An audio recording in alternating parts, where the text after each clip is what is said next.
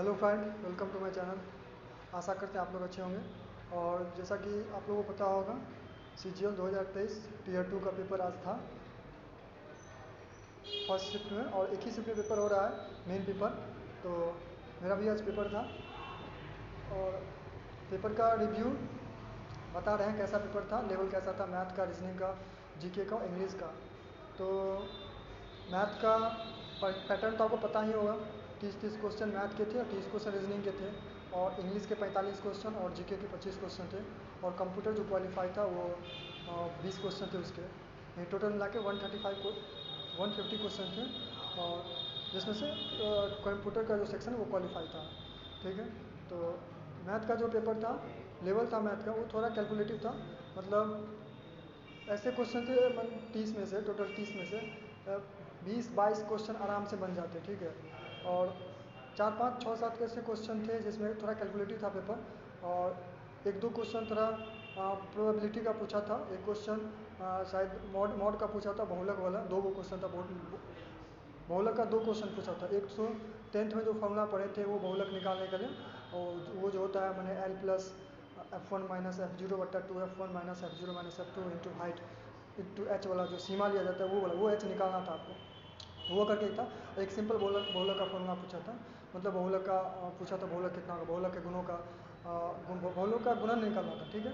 तो मैथ कुल मिला के 20-22 क्वेश्चन आराम से बन जाता, और 7-8 क्वेश्चन जो था ना, वो मैंने कैलकुलेटेड थे। जिनका प्रैक्टिस अच्छा होगा, मैंने क्या कैलकुलेशन पार्ट जिनका अच्छा होगा वो आराम से कर लिए होंगे। लेकिन वही बात है ना, 30 मिनट में आपको मैथ, मैंने 60 मिनट में मैथ ही बनाना है और रीजनिंग ही बनाना है।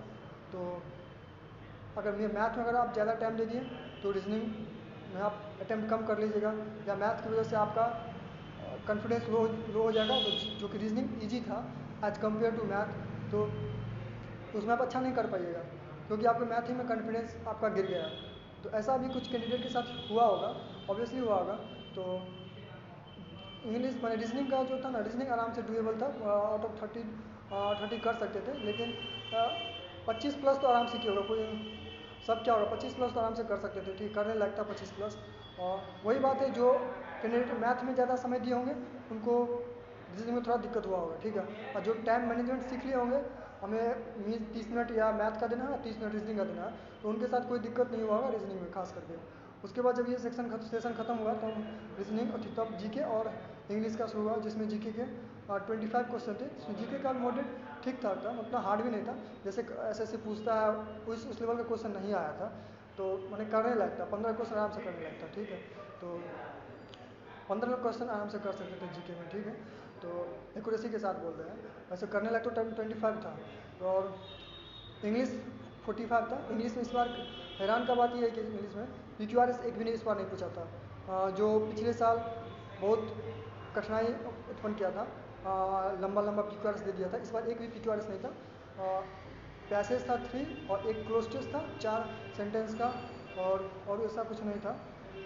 और ग्रामर ईजी था, और वोकैब भी ईजी था। और जो गलती करेंगे इंग्लिश में, वो करेंगे आपको शायद पैसेज के टोन टाइटल में गलती हो सकता है, वो थोड़ा कन्फ्यूजिंग था। और जिनका रेटिंग अच्छा होगा वो भी नहीं कर सकते हैं। ठीक है। तो कुल मिला के पेपर ठीक था। मैथ को अगर छोड़ दिया जाए तो पेपर करने लायक था। और कंप्यूटर जो कि क्वालिफाई नेचर का, अगर आप अच्छे पोस्ट CPT पोस्ट में उसका कट ऑफ ज़्यादा जाता है, वो डिसाइड करेगा SSC। तो कंप्यूटर वैसे आपको मैंने जनरल कैटेगरी जैसे 6 करना है किसी हाल में तो सही होना है, तो 6 क्वेश्चन किसी हाल में होना है, तो हमने 11 किया। तो आराम से 11-12-13 क्वेश्चन आराम से बन सकता था। ऐसा कोई दिक्कत नहीं जो कंप्यूटर में आपको कोई परेशानी उत्पन्न कर सके। तो मैथ को अगर छोड़ दिया जाए तो पेपर ठीक था। ठीक है। अगर मैथ इंक्लूड करते हैं तो इस बार का हो सकता है कट ऑफ थोड़ा मैथ की वजह से थोड़ा इफेक्ट पड़े कट ऑफ पर, क्योंकि मैथ ही एक पेपर है जो पूरा बिगाड़ दिया। ठीक है।